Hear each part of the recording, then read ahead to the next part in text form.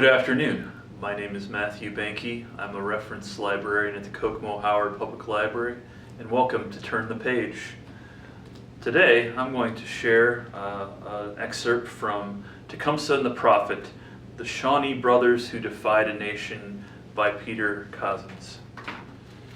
Chapter 3, A Turbulent Youth. As children, Tecumseh and his younger brother knew only fleeting moments of real peace.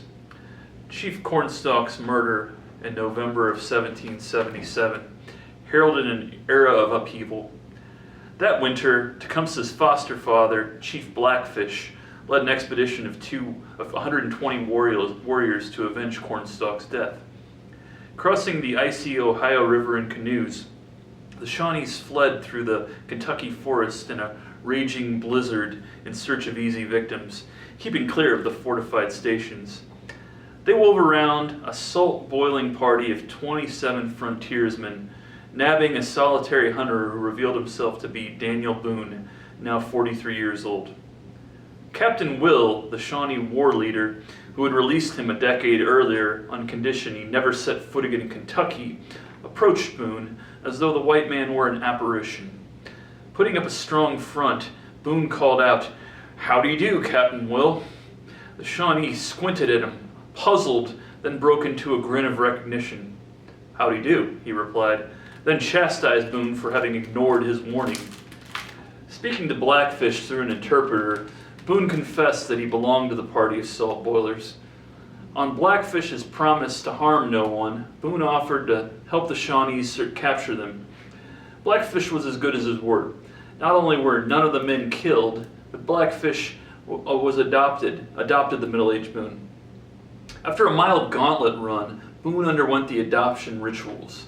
Blackfish treated him kindly, and Boone became a favorite with the children of Chillicothe, dispensing sugar cubes and hearty laughs that hid his homesickness. Blackfish also brought home 16-year-old Benjamin Kelly. The younger Tecumseh, he was then 9, and Kelly grew close, and the Kentuckians, he likely learned his first word of English. One can easily imagine the two boys wandering around the village or traipsing through the forest, pointing out everyday objects and exchanging the Shawnee and English names for them.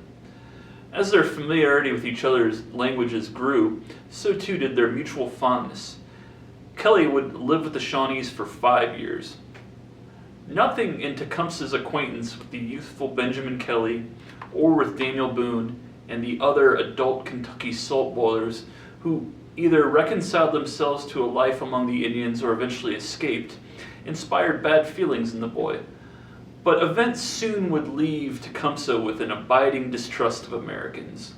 In a lesser soul, they might have carved an indelible hatred. I hope you enjoyed this enough to come and turn the page.